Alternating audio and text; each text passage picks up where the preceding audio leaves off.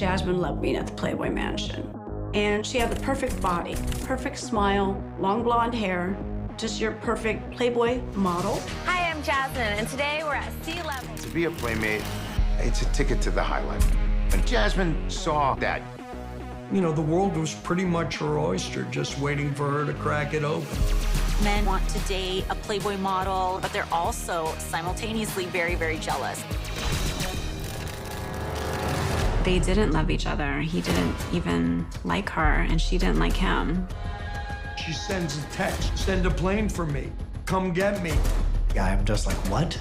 I had to double take when I found out that she had been married before. I was just like, no. No one who loved a human being would do this. You always think, oh God, what could I have done?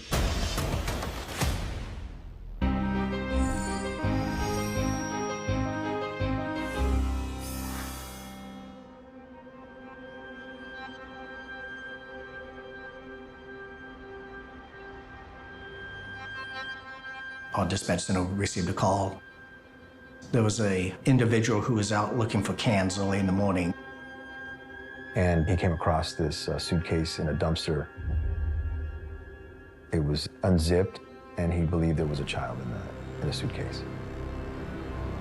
We arrived on scene, and I realized immediately it was not a small child. It was a small female. The adult female was nude, but we couldn't really see her face because the way the body was positioned inside the suitcase.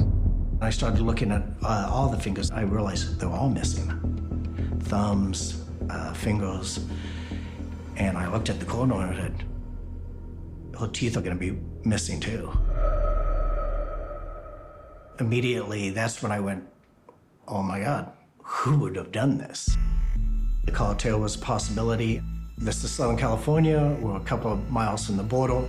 This was in a gang area. The cartels used the gangs. She could have been a snitch. You know, it could have been a serial killer. She went to the Orange County Coroner's office for an autopsy. We need to start trying to identify this female. We can't do prints, and her face was too badly beaten to really try to make a positive identification in any way. But we had a sketch artist come in. And we put the sketch in the media to see if anybody could recognize her. The killer thought that they had done everything they needed to do to conceal the death and or the identity of the person they killed, but they forgot one item. During the autopsy, they removed her breast implants. Every prosthetic, including breast implants, have serial numbers on them. Her name was Jasmine Field. Jasmine was 28 years old. We learned that she was a former Playboy model. I'm Jasmine. Have a good time. I was watching TV and it came up on the news and they showed her picture and my jaw dropped. it was Jasmine. You know, it was our Jasmine. We were stunned. How could this happen? Who could do something like this? How could any human being do something like this? It just blew me away. Like, I just talked to her. Like, it's one of those things when people say, oh, they died. No, I just talked to her. They could be dead. But she was. When I heard that a Playboy party hostess had been murdered and dismembered, that's all I needed to jump on this story.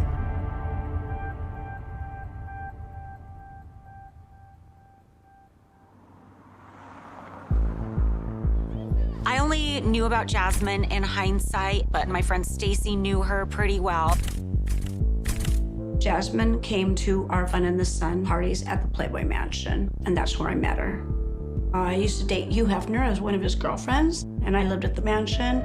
When I was a girlfriend, Holly Madison was the main girlfriend, and it was fun. Stacy Burke is a close friend of mine. She'd been going to mansion parties for a long time, and even after she stopped dating Hef, kept coming up there as a friend.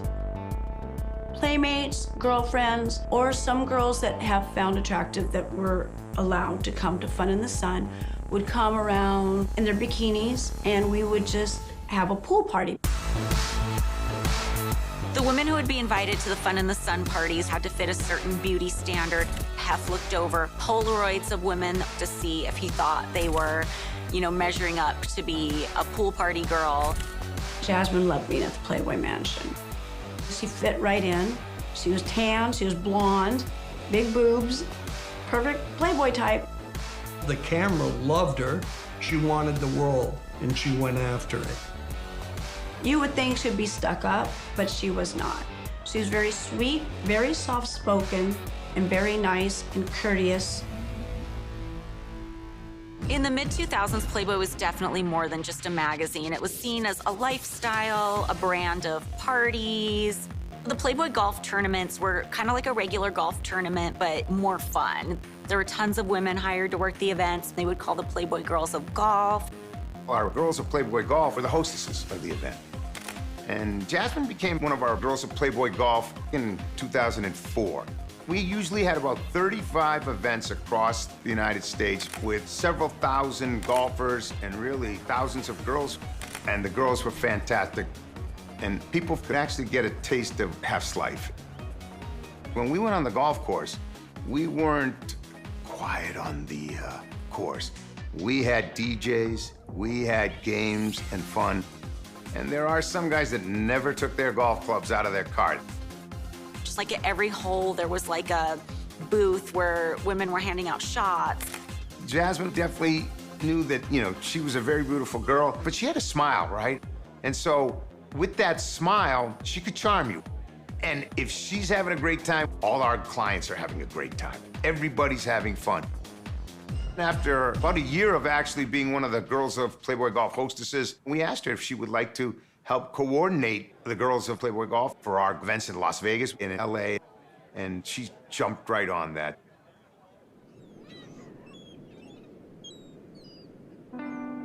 Jasmine Fiore was brought up outside of Santa Cruz, California, in a small town called Monte Dune. She was an only child, but she wasn't a silver spoon kid or a trust fund kid by any stretch of the imagination. Her father left her mother when she was 9 years old, leaving her mother limited resources to raise her alone. And she was somewhat of a tomboy. She went on a race car expedition across the country. She rode horses with the best of the cowboys. She was one ambitious, fun-loving young woman. But she had her sights set far outside of Bonnie Doon. By 2006, she was splitting her time between Vegas and LA. And once she was entrenched enough and savvy enough in the modeling business, the world was pretty much her oyster, just waiting for her to crack it open. Jasmine is probably the type of woman who was told, since she was an adult, you look like you should be in Playboy. And I think Jasmine, like a lot of other women, probably saw working the parties or working as a girl of golf as a stepping stone to something bigger, like a pictorial in the magazine. To be a playmate, it's a ticket to the highlight. Jasmine saw that all of a sudden things happen. You meet people. You're doing things that you never would do if you were from a small town. All of a sudden, you're getting invited to places. You're going out at nightclubs, places that you'd have to wait in line. You walk right in. Jasmine had the typical California girl look. She was tall with a beautiful body. Usually that was the type of look that Hef really liked for the centerfolds. But Jasmine understood that, a centerfold, it's rare. It's 12 a year, and that's it. Nonetheless, she still had ambitions to become a Playboy centerfold and did submit portfolios of photos. When Jasmine was auditioning to be a playmate in the early 2000s, it was a very competitive time. There were so many women, thousands and thousands a month, submitting photos to be a centerfold. And even if Jasmine didn't make it as a centerfold, there were still a lot of doors open for her within the Playboy world. And somebody that they may want to be a brand spokesperson, yeah, she had all those attributes and traits, and that possibility was always there. When Jasmine became one of our coordinators at Playboy Golf, she'd heard me make this speech before. Hey, you're gonna meet a lot of people. You have to be careful. You have to be able to understand that, you know, not everybody is who they say they are. When you're in the safety of our Playboy party, we can ensure that you can have the best of times and still be safe. But if you decide to venture out, we can't stop you from doing that, but we can't control what happens. You can't trust everybody. You can't.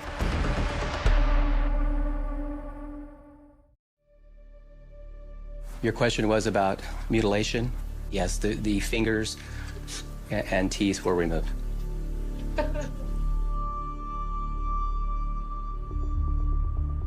As soon as the coroner's office gave us the name of Jasmine Fiore, we ran in our systems to see if she was reported missing, and that's when we found out she had actually been reported missing on the Saturday that we found her body.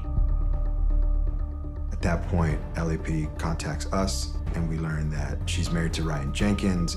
According to the missing persons report that Ryan Jenkins filed, he made comments to them like she's been missing since August 14th, the day before we found the body. As soon as we know about Ryan Jenkins and that he is the person who reported Jasmine Fiore missing, we are frantically trying to get a hold of him. We get his phone number off the reports, so we know it's his phone, and we are calling and calling, and he's just not picking up the phone for us. When you're looking at a homicide, you're always gonna look at the husband. Doesn't mean it's the husband, but we gotta talk to him. We gotta eliminate him just like we eliminate everyone else. The missing persons detective with the LAPD actually got a hold of Jenkins and told them, yeah, I reported her missing, but I gotta get back to Canada because I have visa issues. I thought it was pretty strange that he reports his wife missing and now he's leaving because of visa issues.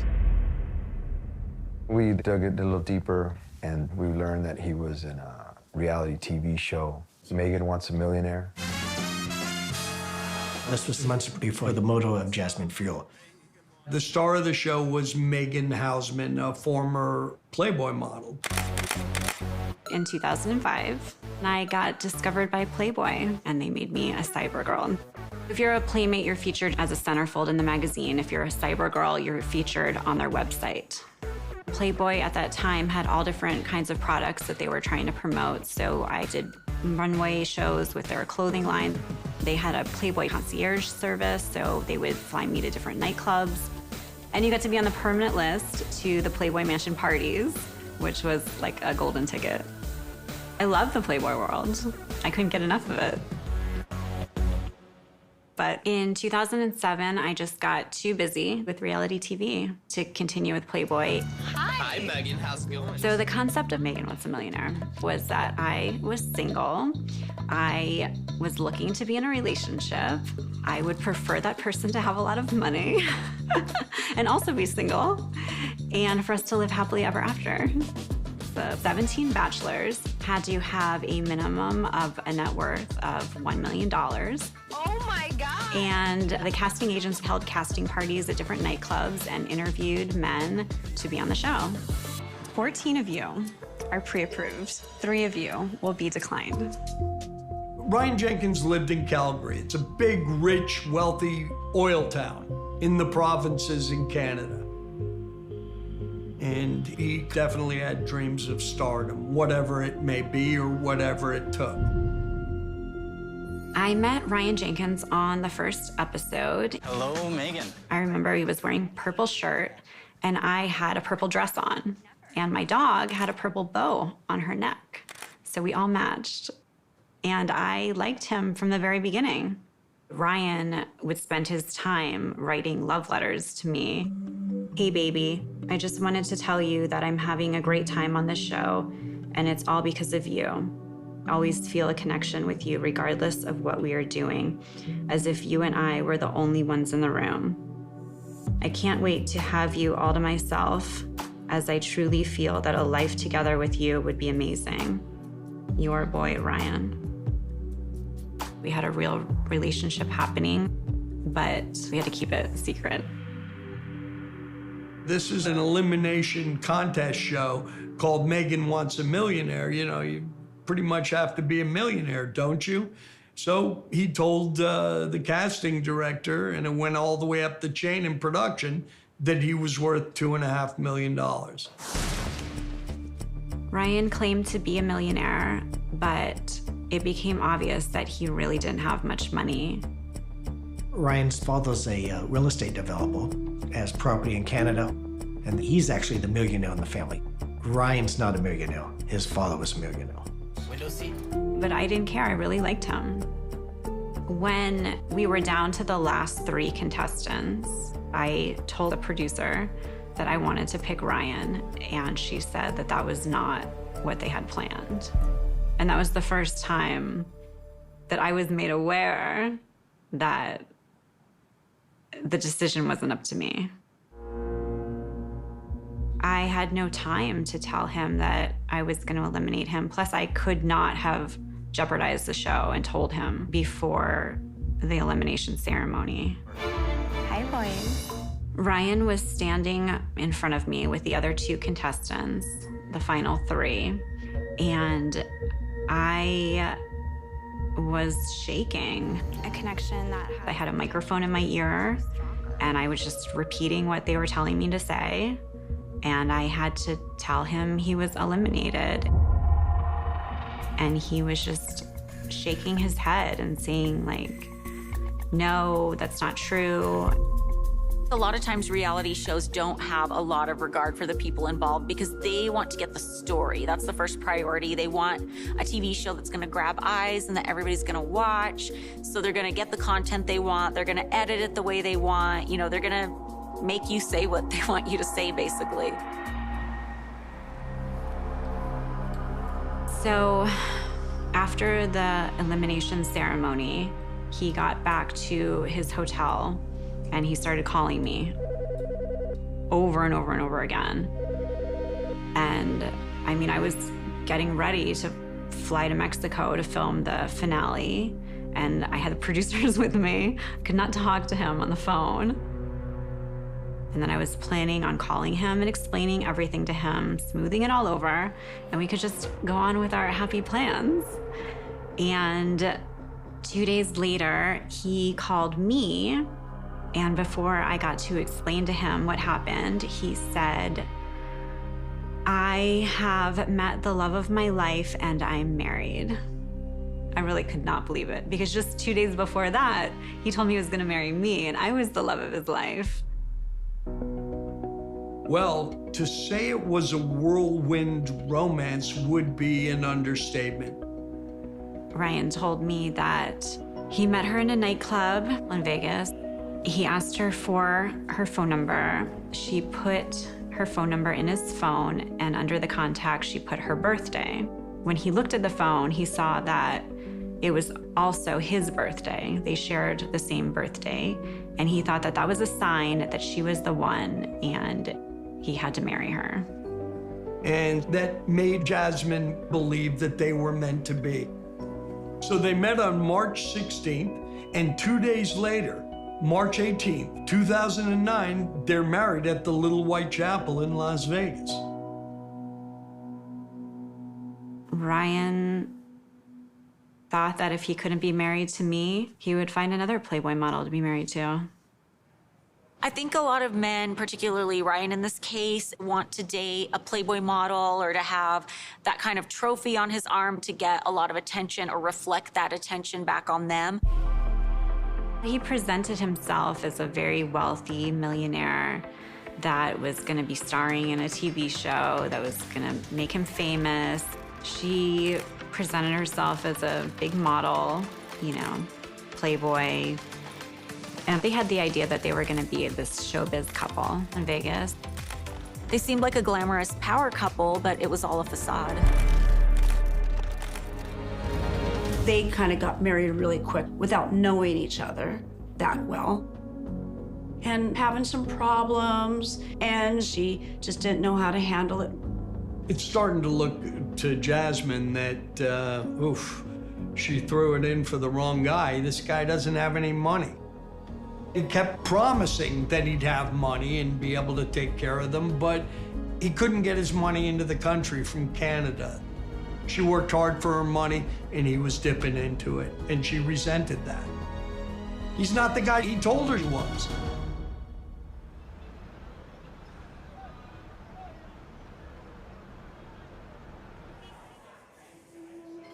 A couple weeks later, Ryan actually sent me this message from Vegas. I got caught up after the show and made a hasty decision with a girl, as you know. But it's very obvious I am not with my soulmate here. If you'd like to see if there could be still something, we should talk. I just had a soft spot for him, and I felt like even if we weren't gonna have a relationship, I cared about him and I wanted to help him.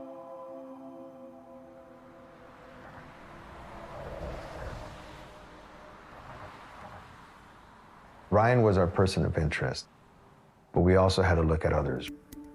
We wanted to speak with anyone that had any contact with Jasmine, specifically, days before her murder.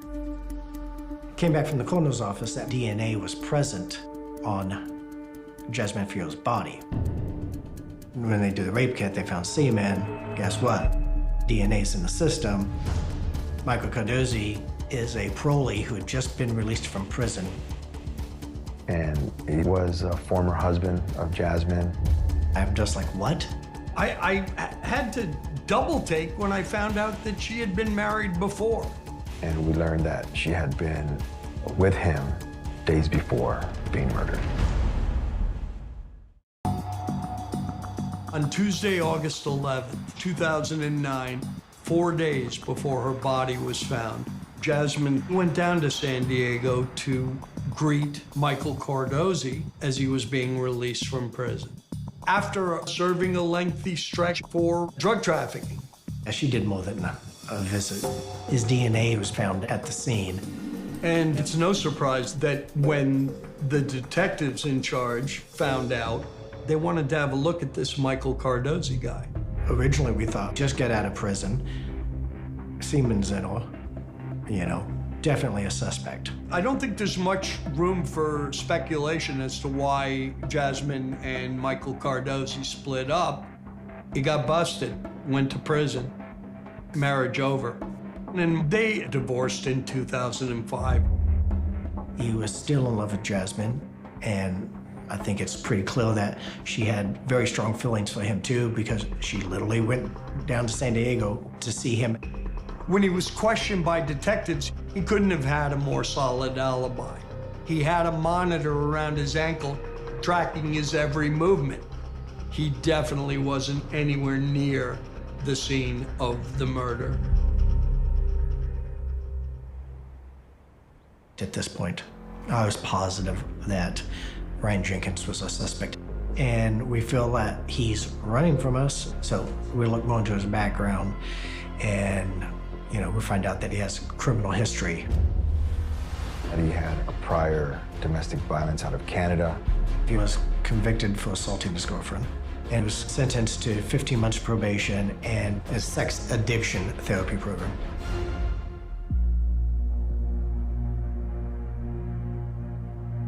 Ryan became very jealous and very angry to see me even talking to other contestants. On the show, I had to kiss all of the guys. It's a dating show. And he had a hard time watching me kiss the other contestants. On March 8th, he wrote a message, "Seeing you kiss my bro was hard to deal with." Having been in Playboy or working with Playboy as a woman, you can encounter men in your relationships who are really attracted to that, but they're also simultaneously very, very jealous, insecure, and can't handle it. Ryan Jenkins was absolutely fiercely jealous of Jasmine. She so much as talked or texted to a guy, he was going to be jealous. He was prone to violence. I had no idea that he was previously arrested for domestic violence. The show did some type of background checks, but the background check company missed it. From what I heard, he had his previous arrest expunged in Canada. Apparently in Las Vegas, about a month after they got married, he started talking with someone got jealous, pushed her into the pool, and he was arrested for misdemeanor domestic violence in Las Vegas. And he wound up spending a night in jail for that. And that case was still pending. It hadn't gone to court yet when the homicide happened. 4 months later. I met my husband like 5 months before marrying him. So Jasmine gravitated towards me because we kind of had the same situation in her eyes. She asked me advice on how I handle when things get rough, because he said something like he gets angry, I don't know how to deal with it. And I go, I understand. My husband gets angry as well. Get him a man cave, try to keep busy. Just basically like girls like I know, aren't they terrible? Aren't husbands terrible? Just basic girl talk like that. I was just thinking it was more like my marriage. I didn't realize how much she was going through. Staff was trying to call her to say, hey, are you going to be involved this year? And we didn't get any return phone calls. She just stopped coming around. And generally, when something happens like that, you always wonder, is somebody okay? Because usually people just don't shut you off like that. In June 2009, Ryan came back to LA and called me and asked me if I wanted to go out to dinner with him. And I agreed. Ryan looked like he had lost several pounds. His face was very thin. He was very pale. He was shaky. He was paranoid. He was just not himself anymore. Ryan told me that Jasmine was ruining his life, but he's also obsessed with her not leaving him because he wants to win. He just can't accept any rejection. So I convinced Ryan to be on season 3 of VH1's I Love Money for the sole fact that I thought it would separate him from Jasmine for a while, and he really needed to be away from her. They didn't love each other. He didn't even like her, and she didn't like him. I told him, leave Jasmine and get some space from her and just go get away from everything. Me meeting with him and her finding out set off a big chain of events between the two of them.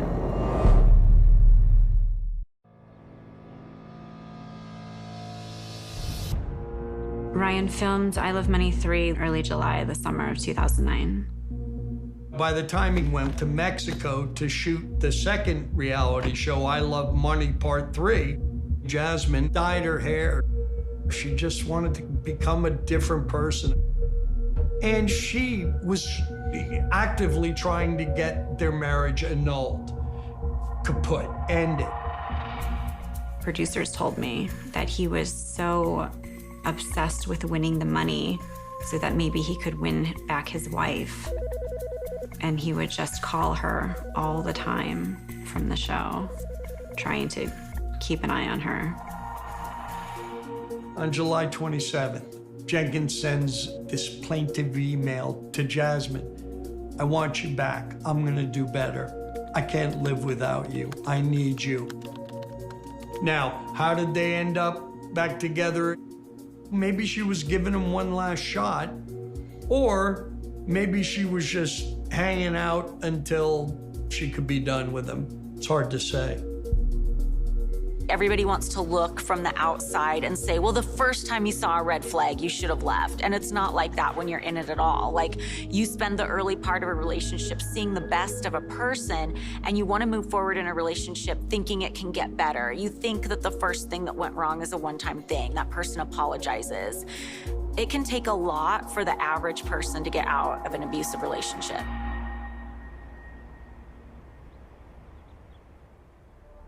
So while the manhunt for Ryan Jenkins is going on, this case had broken open in the news.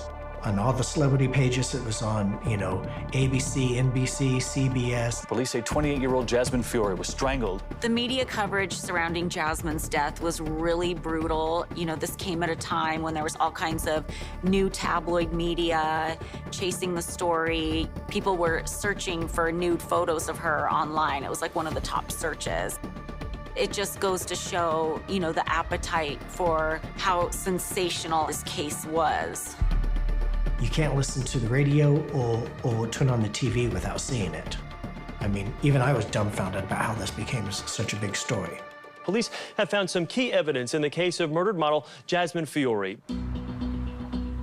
We were doing search warrants. We put a rush on it. We got Jasmine's cell phone number, and we got Ryan's cell phone number. That immediately gives me not only photographs and videos, but it gives me the text messages. And we found out the day before she died, they went to a poker tournament in San Diego. We had a team of detectives go to San Diego to investigate the poker tournament and the hotel where they stayed. And it turns out that the hotel has an extensive video system. That's the smoking gun. That allowed us to piece together Jasmine's final moments with Ryan Jenkins and figure out what happened to Jasmine.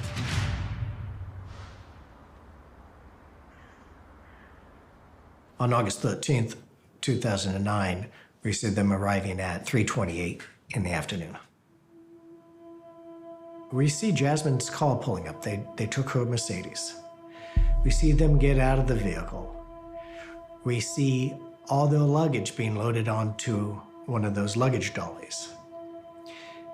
One of the pieces of luggage is the same piece of luggage that her body was found in. So they're staying on the ground floor. They go to their room.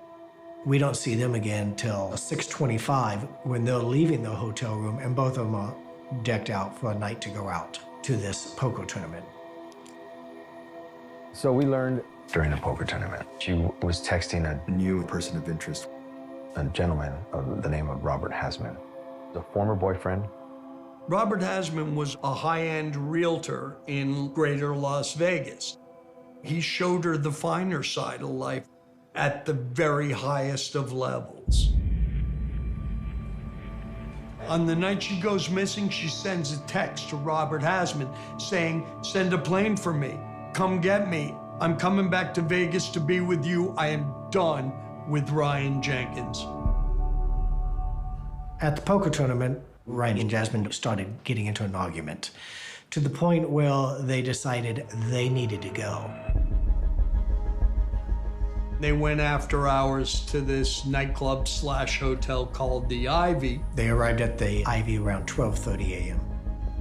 Witnesses from the Ivy say they really started getting into an argument at this point, and I think it's because he may have discovered the text messages she had been sending to her ex-boyfriend, Robert Hasman. And so Robert Hasman said that the last text message he received from Jasmine was, "Suck it," which was out of characteristics with everything she had been texting him up to that point. And we know who sent that text. Ryan Jenkins sent that text. According to witnesses, they leave the Ivy at 1:30 a.m. in the morning. They go back to pick up her vehicle. At the poker tournament, this is the last time anyone sees Jasmine Fiore. She's not upset, she's not crying. They left the casino at 2:30 in the morning.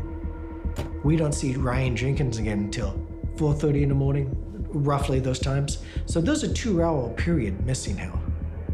I realized something happened. From the time they left where the poker tournament was to the time we next see him running to his hotel room, he looks panicked and in a rush.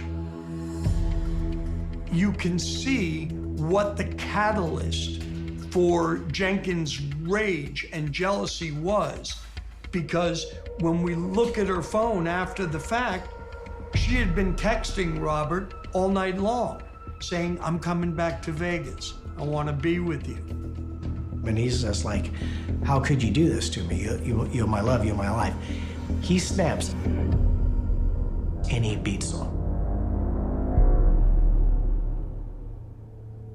The video surveillance never shows Jasmine entering the room. But we know that the parking lot is right behind their room. They have a small patio, and you have access directly to the patio from the parking lot. We searched the room. We didn't find anything in the room. The room had already been serviced by the maid service. But on the back patio, we found slivers of hair and a little bit of blood, which matches that of Jasmine Fields. And we see Ryan running around frantically, coming into the room. This indicates to us that she was not able to walk on her own, and he didn't want to bring her through the hotel lobby.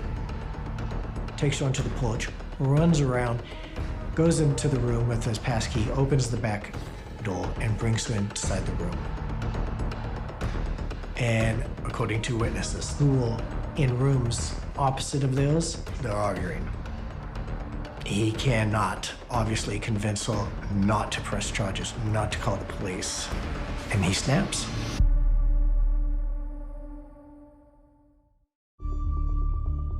Three weeks into Megan Wants a Millionaire airing, there was breaking news on the TV. Police named a suspect in the brutal killing of model Jasmine Fiore. It's her ex-husband, Ryan Jenkins.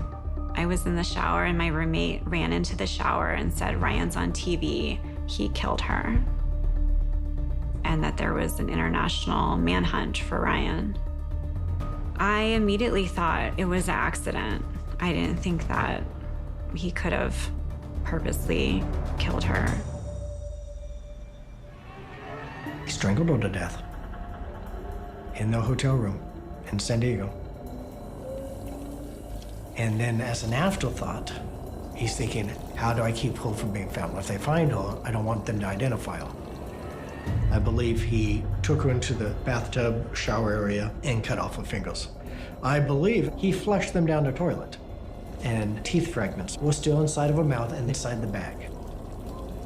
After killing her, cutting off her fingers, breaking out teeth, he put her in her suitcase, zips it closed, takes it out the back of the room onto the patio area, and then into the vehicle. We can deduct this because none of the luggage came out the front. Next time we see Ryan is at 6:24 a.m., and he's leaving the room with what looks like his clothing in his arms, stacked up.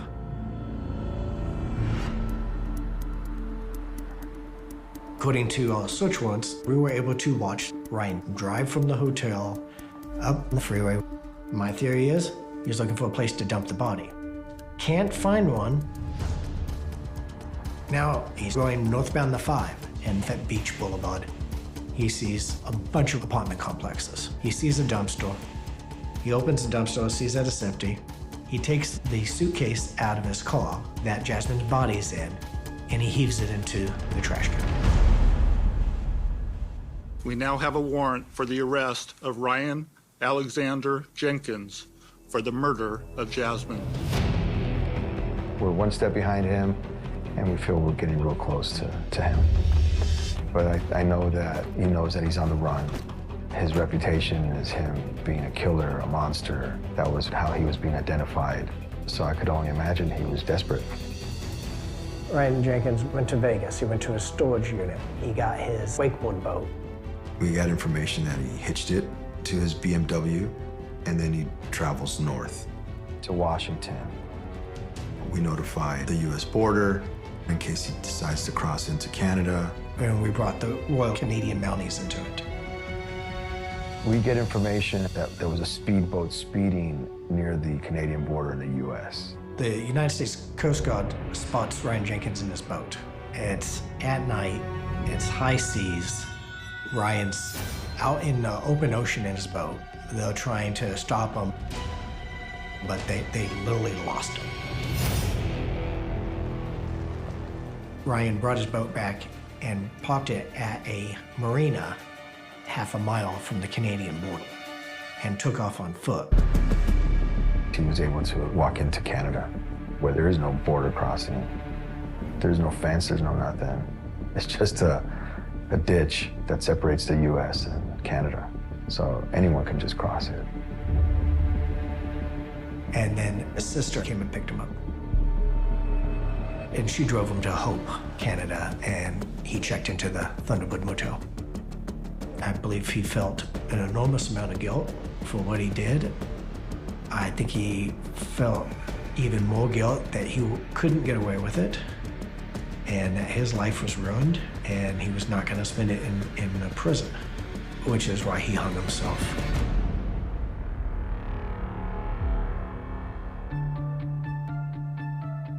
So when they found his body, they also found his last will and testament.